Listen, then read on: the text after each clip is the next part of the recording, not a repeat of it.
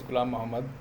जैसे कि आप सभी लोग जानते हैं कि हम लोगों ने फ़ोटोशॉप को स्टार्ट किया है, जिसकी कुछ क्लासेस हम प्रीवियस क्लास में देख चुके हैं। जैसे इंटरफेस ऑफ फ़ोटोशॉप क्या होता है, फ़ोटोशॉप की जो विंडो होती है उसका इंटरफेस किस तरह से मैनेज किया जाता है, लेयर प्लेट्स किसे कहते हैं या नेविगेटर प्लेट किसे कहते हैं। इस तरह के इंटरफेस को हमने फ़ोटोशॉप की क्लास नंबर 1 में कंप्लीट किया है। उसके बाद में हमने स्टडी की थी कि how to write the text Photoshop के अंदर। अगर वर्क एरिया में हमें टेक्स्ट को राइट करना हो तो हम किस तरह से करते हैं।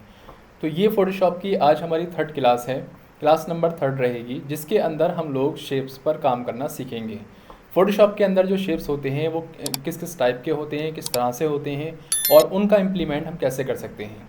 क्या हम सिंपल शेप ड्रॉ कर सकते हैं या शेप के साथ में टेक्स्ट को अरेंज कर सकते हैं या फिर किसी भी इमेज को शेप के साथ में एडजस्ट किया जा सकता है।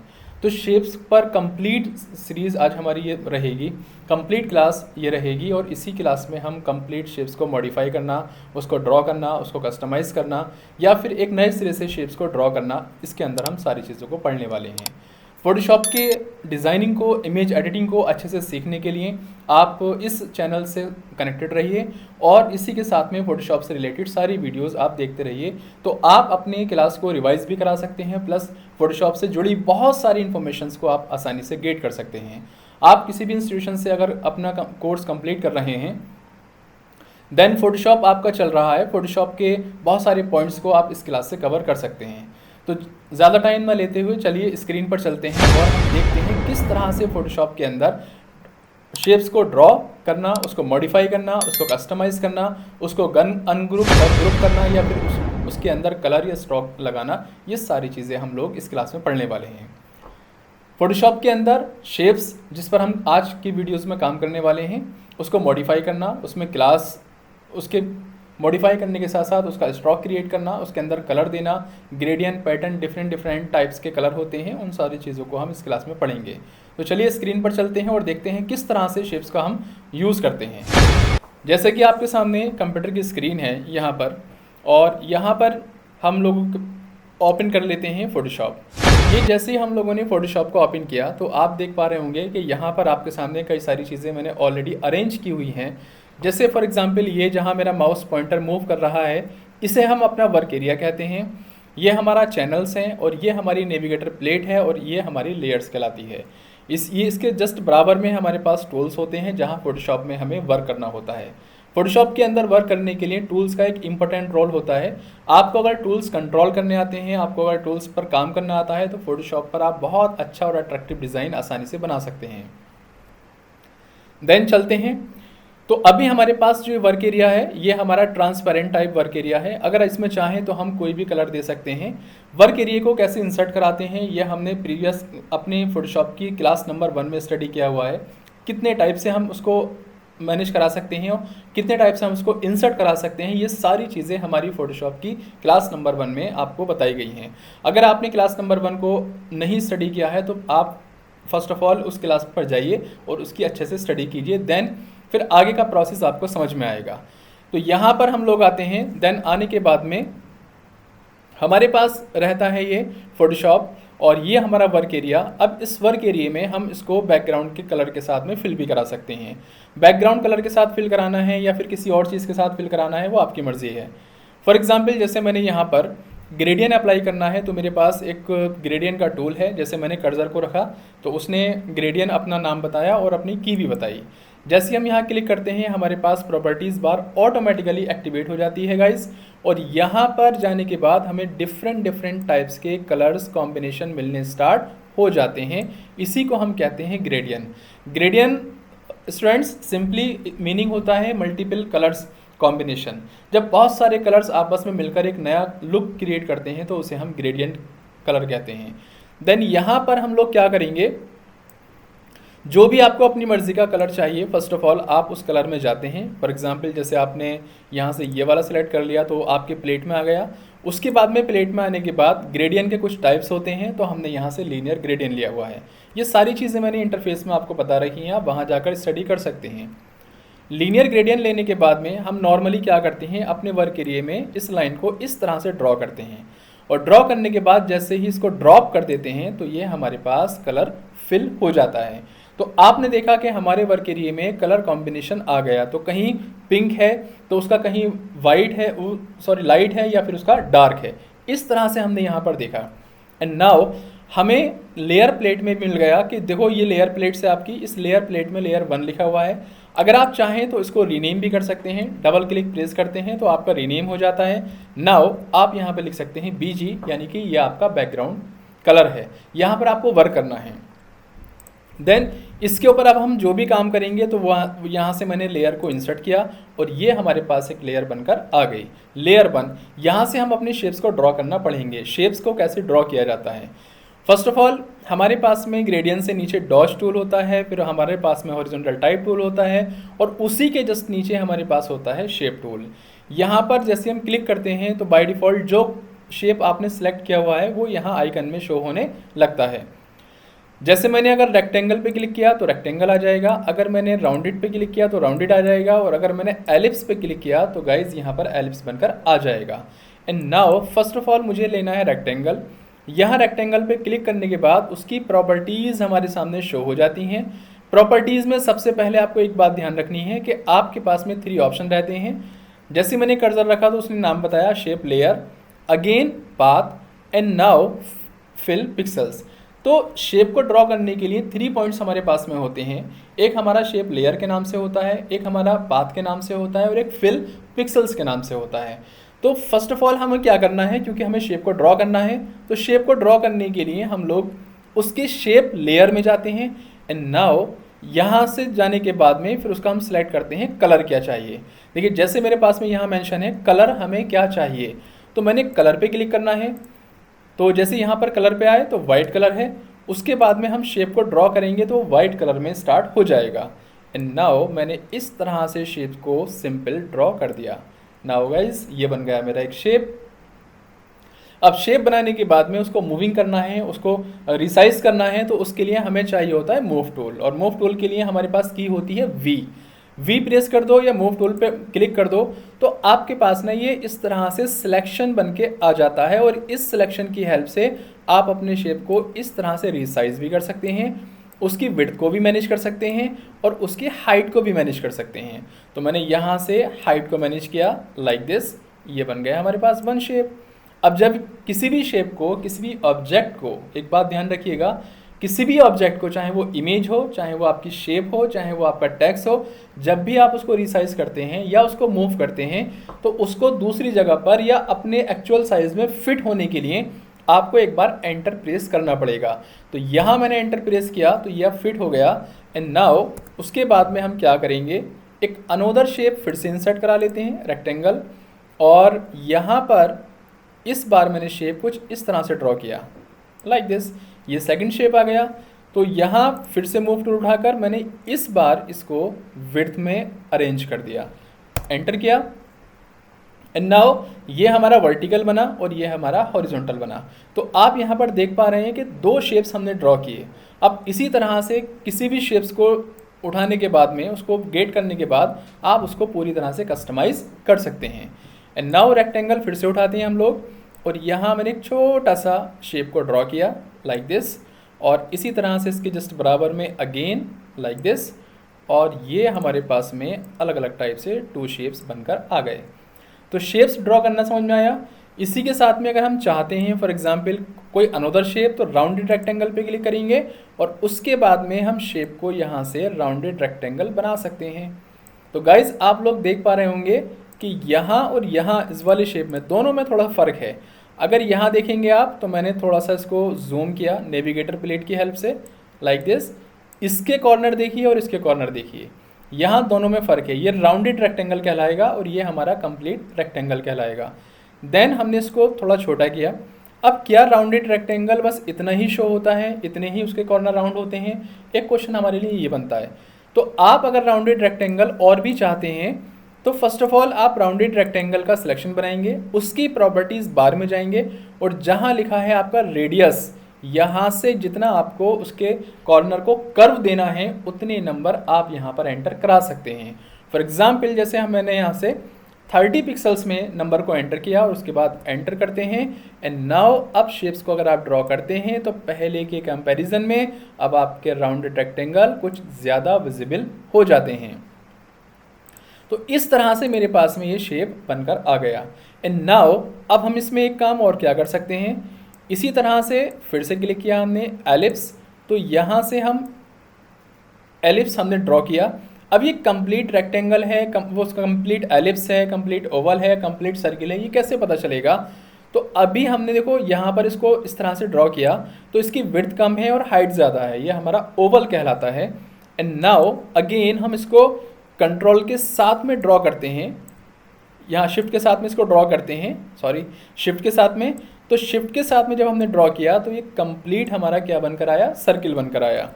इसको हमने मैनेज किया। एंड नाउ यहाँ जाकर एक शेप लेयर और इंसर्ट की हमने, और यहाँ पर क्योंकि मुझे अलग में रखना है इसको, उसके बाद मैंने शिफ्ट के साथ में इसको ड्रॉ कर दिया। Now it's your complete circle. अब आप देख सकते हैं कि ये जो बना आपका वो क्या बना, कंप्लीट सर्किल में बना।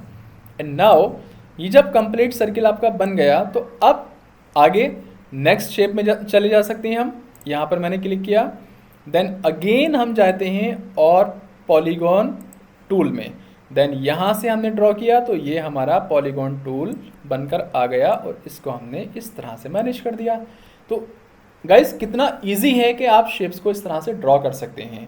तो अलग अलग टाइप्स के, और इसी के अंदर अगर हम चाहें तो और भी शेप्स हमें मिल सकते हैं, जैसे लाइन का है। और इसके अलावा अगर हम चाहें तो कस्टम शेप हमारे पास एक ऑप्शन रहता है, क्लिक करेंगे, प्रॉपर्टीज़ में जाते हैं और यहाँ से आपको इतने सारे ऑप्शंस मिल जाते हैं शेप को इंसर्ट कराने के लिए।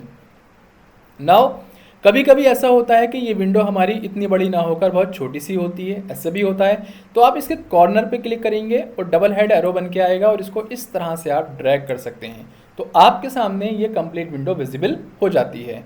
एंड नाउ इसी में एक छोटा सा बटन यहाँ पर रहता है, एरो बना हुआ, यहाँ पर लिखा रहता है एनिमल।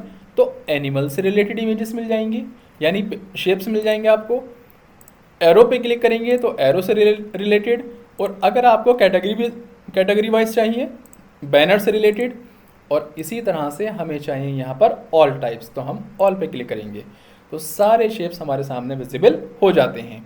अब फॉर एग्जांपल मान लीजिए मुझे ना यहाँ से ये वाला शेप चाहिए, ओके, इस पर मैंने क्लिक किया। क्लिक करने के बाद जैसे ही अपने वर्क एरिया में हम आते हैं, उसको ड्रॉ करते हैं, तो यहाँ पर देखो एक फीमेल टाइप का सिंबल हमें मिल गया, इसको हमने यहाँ से अरेंज कर दिया। एंड नाउ अगेन फिर से हमें एक शेप्स और चाहिए, लेकिन कस्टम से चाहिए, तो कस्टम में जाएंगे और यहाँ से एक शेप और निकाल लाएंगे और अपने वर्क एरिया में हमने इस तरह से इसको ड्रॉ कर दिया। बहुत सिंपल तरीका है। और इसी तरह से हम आगे और जाते हैं, और इसी तरह से कस्टम में जाकर हमने कहा कि हमें ना एक एरोप्लेन का चाहिए, तो आप यहाँ से एक एरोप्लेन भी निकाल सकते हैं। तो इस तरह से आप अलग अलग शेप्स को अलग अलग लुक में डिज़ाइन कर सकते हैं, ड्रॉ कर सकते हैं। तो पहले हमने प्रोसेस में समझा कि शेप्स को कैसे ड्रॉ करना है। अगर हमें हमारी मर्ज़ी का शेप मिल रहा है तो ठीक है, और अगर नहीं मिलता है तो कस्टम शेप में जाकर उसको हम कैसे ड्रॉ करा सकते हैं। तो एक सिंपल वे इसके अंदर हमारा विजिबल हो गया। और जितने भी शेप्स आपने इंसर्ट कराए हैं वो आप एक लेयर प्लेट में देख सकते हैं, सारे आपके पास में यहाँ विजिबल रहेंगे। फॉर एग्जांपल शेप 12 है, 9 है, 10 है, यहाँ पर आप देखिए इतने सारे शेप। ये मेरे लेयर प्लेट में आप फोकस कीजिए, लेयर प्लेट में सारी चीज़ें आपको मिलेंगी लाइक दिस। ये आपका बैकग्राउंड, ये आपका शेप 11, 12, 9, 10, 7, ये सब अरेंज हो जाते हैं। अगर आप खुद से भी करना चाहें तो ऑर्डर इसको अरेंज कर सकते हैं। एंड नाउ मान लीजिए अगर मुझे किसी शेप को डिलीट करना है, अब आते हैं बात डिलीट करने पर, तो आप क्या करेंगे, शेप पर क्लिक करेंगे। शेप पर क्लिक करने के बाद एक शेप होता है, एक उसका मास्क होता है। यहाँ मास्क वाले टूल पर आकर हम क्लिक करते हैं और हमारे पास एक ऑप्शन मिलता है ये डिलीट करने का, और यहाँ से इसको हम डिलीट कर देते हैं, तो हमारा 12 नंबर का शेप डिलीट हो गया। फर्स्ट ऑफ ऑल शेप पर आना है, उसका मास्क जो है अगर क्लिक है तो उसके मास्क को क्या करना है, अनचेक करना है, यानी डिसलेक्ट करना है, और यहाँ से उसको हम इस तरह से ये मैनेज कर देते हैं। और सारे शेप्स को 1 बाय 1 आप ऐसे डिलीट कर सकते हो। जो शेप आपको नहीं चाहिए आप सिंपली उसको डिलीट कर सकते हैं। एंड नाउ मैंने यहाँ से इसको भी डिलीट किया। याद रखिएगा फर्स्ट ऑफ ऑल शेप पर क्लिक करना है, अगर यहाँ क्लिक है तो इसको अनसेलेक्ट करना है, देन उसको डिलीट कर देना है। इस तरह से हमने यहाँ इस वाले शेप्स को डिलीट करना है। किसी को भी कर सकते हो आप, जो आपके रिक्वायरमेंट का शेप नहीं है आप उसको आसानी से डिलीट कर सकते हो। एंड नाउ हमारे पास में एक शेप ये रहा 8 नंबर, इसको उठा के हमने यहाँ रख दिया। एक हमारे पास सेकंड नंबर रहा, इसको हमने उठाकर यहाँ रखा। और एक हमारे पास शेप नंबर 2 रहा और इसको भी हमने थोड़ा सा इस तरह से अरेंज कर दिया। इसको यहाँ रखते हैं एंड नाउ एंटर, इसको यहाँ रखते हैं और इसको यहाँ रख देते हैं। तो गाइज समझ में आया शेप्स को कैसे ड्रॉ करना है। अब इसके अंदर हम जाते हैं कि शेप को मॉडिफाई कैसे करते हैं, मतलब उसके अंदर आउटलाइन देनी हो या हमें उसका फिल कलर देना हो या उसके अंदर पैटर्न लगाना हो, तो ये सारी चीज़ों को हम कैसे मैनेज करेंगे। तो आप सिंपल क्या करेंगे, यहाँ पर आप जाएंगे और जाने के बाद में सिंपली इसमें आप बहुत ईजीली कर सकते हैं, कोई ऐसा बड़ा टास्क नहीं है। तो आप यहाँ पर क्लिक करते हैं, क्लिक करने के बाद लेयर प्लेट में आपको जाना है, राइट क्लिक करना है, एक ऑप्शन मिलेगा ब्लेंडिंग ऑप्शन के नाम से। नाउ ब्लेंडिंग ऑप्शन पर आप जैसे ही क्लिक करते हैं तो आपके पास ऑटोमेटिकली एक कंप्लीट विंडो ओपन हो जाती है। इस कंप्लीट विंडो में सबसे पहले आप जाते हैं स्ट्रोक। स्ट्रोक मतलब किसी भी चीज़ की आउटलाइन, शेप हो उसकी भी आउटलाइन स्ट्रोक कहलाएगी, टेक्स्ट लिखा है उसकी भी आउटलाइन आपको आपकी स्ट्रोक कहलाएगी, और अगर आपने कोई इमेजेस को इंसर्ट किया हुआ है उसकी आउटलाइन भी स्ट्रोक ही कहलाएगी। तो हमने स्ट्रोक पर क्लिक करना होता है। आफ्टर दैट हमारे पास प्रॉपर्टीज़ आ जाती है, किस कलर में चाहिए तो वो कलर सेलेक्ट कर लेते हैं। ये कलर प्लेट कैसे ओपन हुई, ओनली वन टाइम आप लेफ्ट क्लिक प्रेस करेंगे और कलर प्लेट ओपन हो जाती है। एंड नाउ यहाँ से हमने थोड़ा सा इसको बड़ा किया लाइक दिस, इस तरह से। तो अभी देखिए साइज मेंशन किया हमने, कलर को ब्लैक किया और पोजीशन हमारी है आउटसाइड, मतलब शेप के बाहर आउटलाइन बनाओ। ओके, अब इनसाइड भी होती है सेंटर भी होती है, फ़र्क देखिएगा दोनों में। यहाँ पर आते हैं, इस पर राइट क्लिक करते हैं, ब्लेंडिंग ऑप्शन, एंड हम चले जाते हैं स्ट्रोक में। जैसे हम यहाँ स्ट्रोक में पहुँचे, फर्स्ट ऑफ ऑल यहाँ से हमने लाइन को ब्लैक किया, थोड़ा साइज मेंटेन किया और साइज मेंटेन करने के बाद आउटसाइड से उठाकर उसको इनसाइड कर दिया। तो देखो ये बन के आ रहा जाएगा आपका रेक्टेंगल में। अगर आप आउटसाइड लेते हो तो राउंडेड रेक्टेंगल बन के आता है, और अगर इनसाइड करते हो आप तो वो आपका क्या बन के आएगा, रेक्टेंगल की तरह कॉर्नर बन के आएंगे। ओके, एंड नाउ इसी में हम फिर से राइट क्लिक करते हैं, ब्लेंडिंग ऑप्शन में जाते हैं और अगेन स्ट्रोक लगाते हैं, क्लिक करेंगे, प्रॉपर्टीज़ आ जाती है। आफ्टर दैट यहाँ से कोई भी कलर जो आपको अच्छा लगता है, तो फिलहाल मैंने अभी ब्लैक लिया और यहाँ से मैंने इसको उठा लिया। अब इसी को अगर मैंने इनसाइड किया तो सर्किल के अंदर, और इसको मैंने किया सेंटर तो हाफ सर्किल के अंदर और हाफ सर्किल के बाहर। नाउ मैंने इसको आउटसाइड में रखा एंड नाउ थोड़ा सा इस तरह से मैनेज किया और ये हमारा बन गया। अब इसकी आउटलाइन को थोड़ा सा ऑपेसिटी कम करनी है, मतलब उसकी जो डार्कनेस है उसको कम भी कर सकते हो लाइक दिस। ये देखिए ये ऑपेसिटी कहलाती है। फिल टाइप क्या है, कलर ग्रेडियंट भी दे सकते हैं आप इसके अंदर, इसके आउटलाइन में। तो देखो कैसे शाइनिंग करके आ रहा है लाइक दिस। ये देखिए अलग अलग टाइप्स का कोई भी ग्रेडियंट, मल्टीपल कलर की आउटलाइन बना सकते हैं आप, सिंपल। हमने कहा ओके, एंड नाउ गाइज आप देख सकते हैं कितना इजी आपका बन गया। इसी को आप थोड़ा सा और भी अट्रैक्टिव बना सकते हैं। एक चीज़ और याद रखिए, किसी भी शेप को अगर आपको डुप्लीकेट करना हो तो आप उसका ऑल्ट के साथ में ड्रैग एंड ड्रॉप करते हैं तो वो डुप्लीकेट बन जाता है। मैंने यहाँ से ऑल्ट की को प्रेस किया, लेफ्ट बटन प्रेस किया और शेप को ड्रॉ कर लिया, तो शेप बन के आ गया। इस वाले शेप को मैंने थोड़ा सा बड़ा कर लिया लाइक दिस।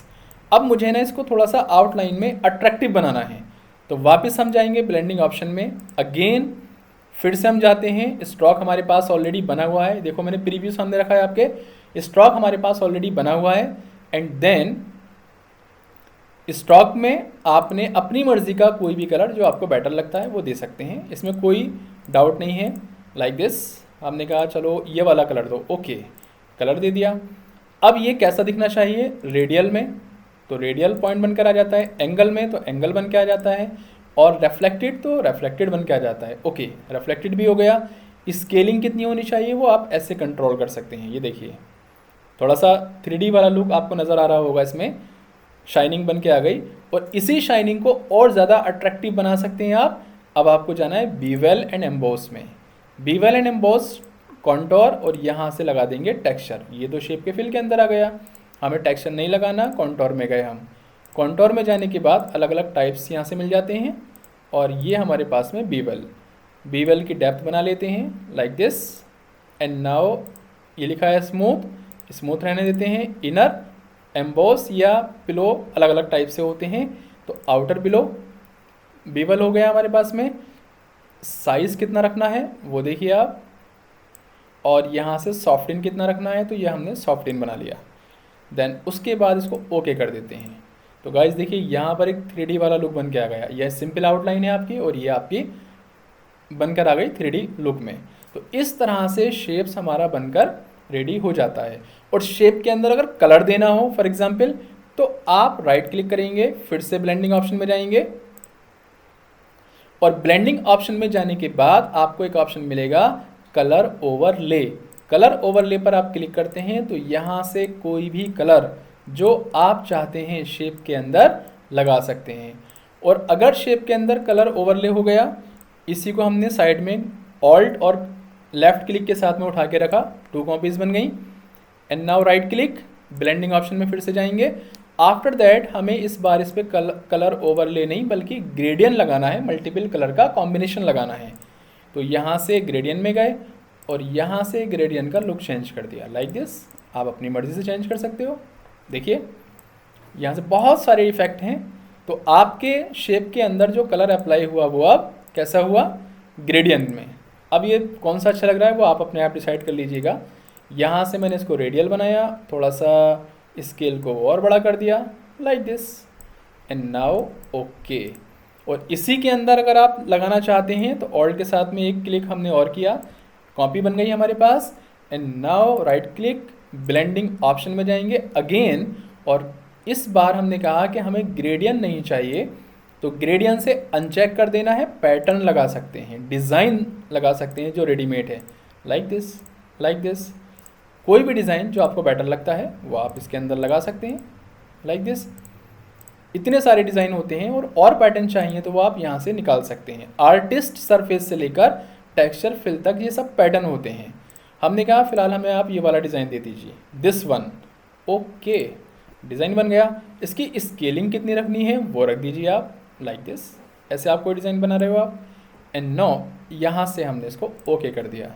सो गाइज ये हो गया हमारा सॉलिड कलर, ये हो गया हमारा ग्रेडियंट कलर और ये हो गया हमारा पैटर्न। ये बनाई हमने स्ट्रोक, ये बनाया स्ट्रोक के साथ ग्रेडियंट और ये हमने stroke inside. Clear? So guys I hope that कि आप लोगों को आज की क्लास समझ में आई होगी कि किस तरह से शेप्स को हमें ड्रॉ करना है और शेप्स को ड्रॉ करने के साथ साथ उसकी आउटलाइन को कैसे मेंटेन करना है और उसके अंदर कैसे हम कलर को फिल करते हैं। आप लोग इसकी प्रैक्टिस कीजिए, अलग अलग टाइप्स के शेप को इंसर्ट कराइए एंड देन मिलते हैं नेक्स्ट क्लास में। अभी शेप के बारे में अभी बहुत कुछ बातें करनी बाकी हैं। इसके अंदर हमें किसी भी इमेज को फिट करना है तो कैसे करेंगे, ग्रुपिंग बनानी है तो कैसे बनाएंगे, और भी बहुत सारे क्वेश्चंस हैं जो हम इस नेक्स्ट क्लास में कवर करेंगे। अगर इस क्लास में करते हैं तो क्लास बहुत लेंथी चली जाएगी, तो सिंपली आप लोग अपने फोटोशॉप में जाकर अपने कंप्यूटर पर बैठकर ये प्रैक्टिस कीजिए और अगेन एंड अगेन इस वीडियोस को देखकर सारे डाउट्स क्लियर कीजिए।